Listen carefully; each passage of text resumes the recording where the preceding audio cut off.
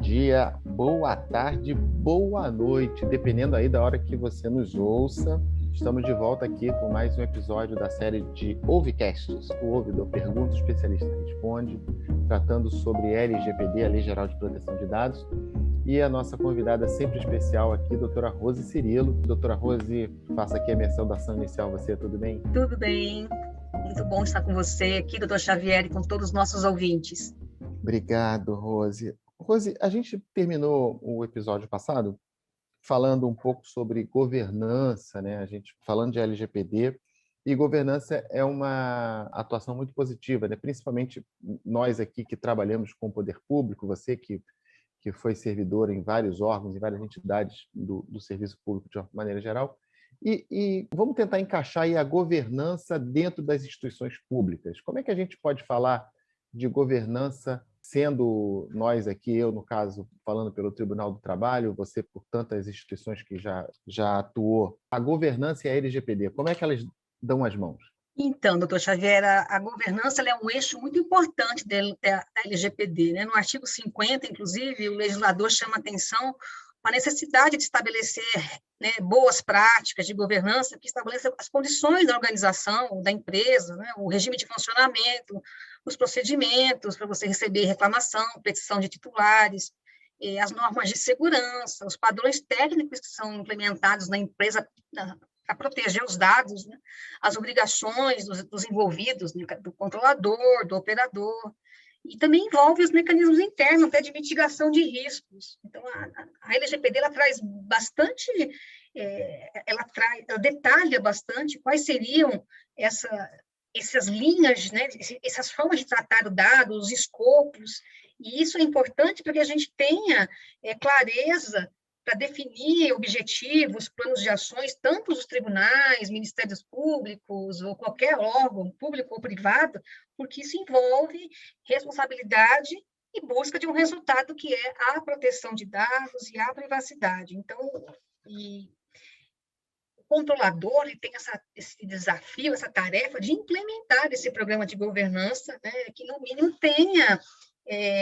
demonstre o comprometimento da alta administração e também as políticas internas, estabeleça políticas também que salvaguardem o titular de dados e impactos que envolvam, por exemplo, vazamento de dados, esses riscos que nós estamos expostos.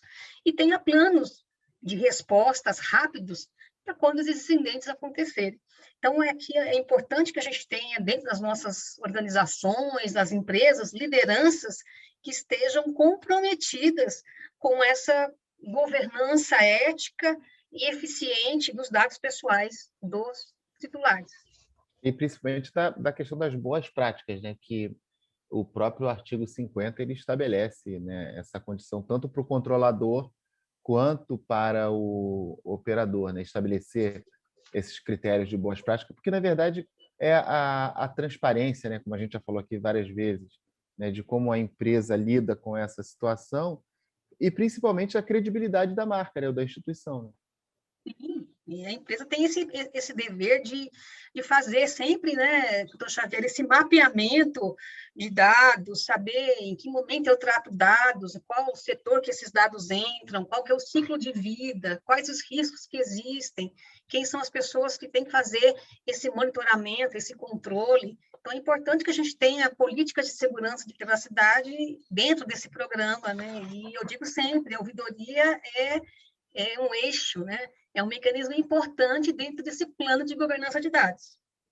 E também, nessa questão não só das boas práticas, quanto da governança, tem uma questão aí que eu acho que também está diretamente atrelada à própria atuação do controlador. Né? Você demonstrar que aquele controlador está comprometido com aquela causa, com a aplicação da LGPD, de fazer a coisa dar certo, de fazer que os dados sejam bem tratados, né? Ou seja, o controlador sempre tendo essa relevância aí na sua atuação. Né? Exato, ele é uma figura muito importante, é dele que vem as decisões de tratamento, para quê, a finalidade que aquilo vai ser tratado. Então, essa pessoa estando comprometida né, agindo em conformidade com o que está exposto na LGPD, trazendo e abrindo a sua instituição, a sua empresa, para esse diálogo, que eu digo sempre que é um diálogo multissetorial, você precisa ouvir todos os atores, né, da sociedade, não só o titular de dados, mas a academia, você precisa ouvir todas as pessoas que estudam o tema, empresas também, então esse controlador sendo uma pessoa assim, aberta a esse diálogo, estando, né, conectado com todos esses saberes, com esse público, isso é um passo muito importante para que a lei realmente seja implementada e que vire e se transforme, né, num processo, numa cultura, numa coisa que a gente vai internalizando todos os dias. E principalmente para chegar no objetivo que o legislador, quando criou a lei, imaginou, né? Senão a gente também não chega. Porque por mais que o titular do direito se precavenha, se o controlador também não se precaver ou também não demonstrar o seu comprometimento, a gente aí corre um sério risco de ter uma lei que seja fadada ao fracasso, né? Com certeza, né? E a gente fala sempre, né? O risco não é só para o titular de dados, também o risco é para a própria instituição da empresa, né? Porque a sua reputação fica reduzida a migalhas. É isso aí. E, doutora Rose, nessa questão da boa prática, da governança, a gente sempre acaba falando sobre as bases legais, né? A gente sempre volta na discussão da raiz da lei ou da essência da lei, né? Das bases legais para você fazer esse tratamento de dados. Como é que você vê, como é que você analisa essa questão das bases de dados para o tratamento dos dados em si? Bases legais. São possibilidades que a lei permite que o controlador e o operador tratem os dados pessoais, e, assim, são importantes você estabelecer esse rol taxativo, né?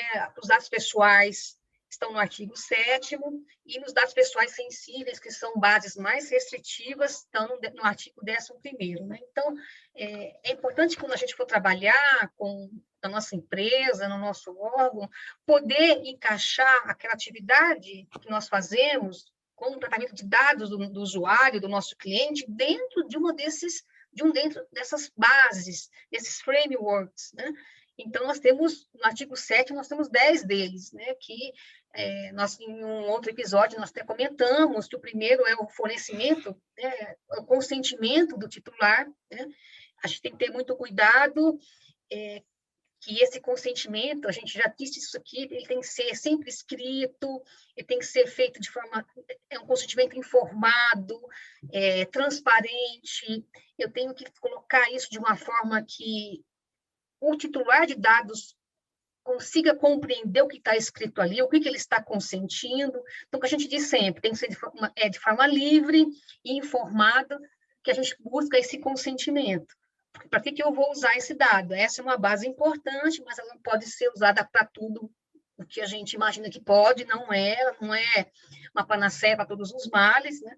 Existem outros, aqui temos do artigo 7º, 2º, que é o cumprimento de obrigação legal ou regulatória pelo controlador, sendo ele o controlador pessoa natural ou jurídica, direito público ou privado, se eu preciso utilizar aquele dado e eu não tenho consentimento para fazer uma obrigação legal, por exemplo, eu tenho que entregar, a minha empresa tem que entregar uma declaração de imposto de renda retido na fonte relativo aos seus empregados, eu tenho que compartilhar isso, eu tenho que cumprir essa obrigação legal e não preciso de consentimento, né?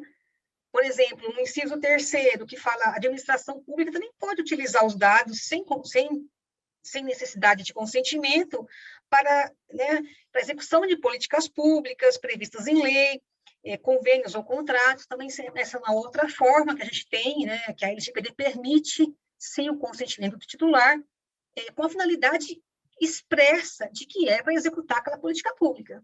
Né? Mas aí, para o lado da administração pública, a gente tem que seguir também aquelas regras que estão lá no artigo 23 a 32. Nós temos uma outra base, que é para estudos por órgãos de pesquisa, né?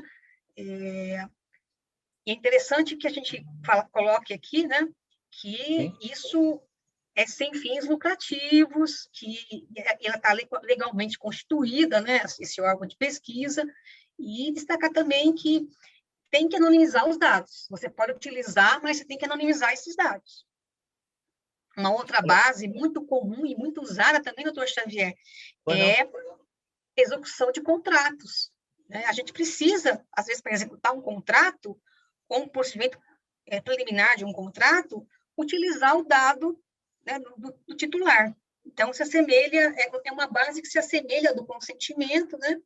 E é necessário que a gente utilize isso, por exemplo, num contrato de compra e venda, de locação. Né? E temos mais... Não, pode concluir, pode falar, doutor. Pode Falar, concluir. Doutor. Então, nós temos mais bases legais que vêm pela frente, que é para utilização em processo judicial, administrativo, arbitral.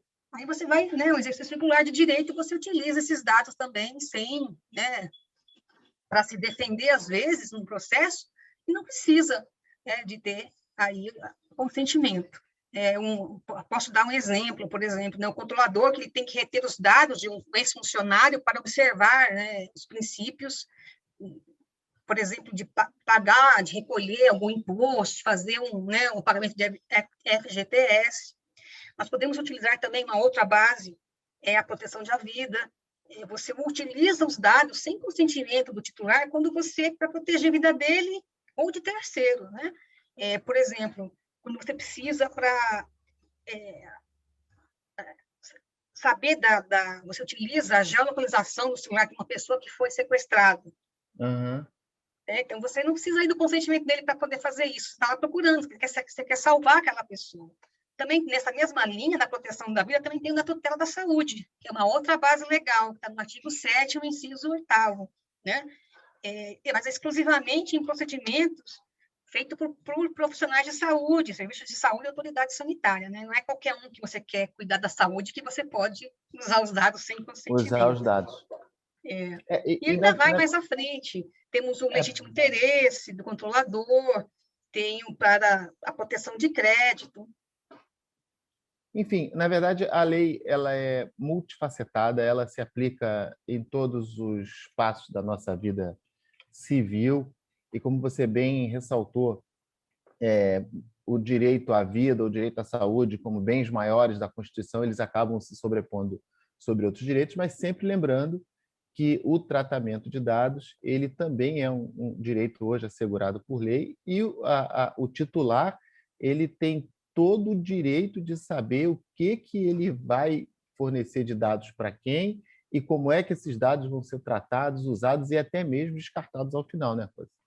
Exatamente. E, assim, muitas dessas bases legais, é importante ressaltar aqui, antes da gente terminar esse episódio, já existiam na Lei de Acesso à Informação.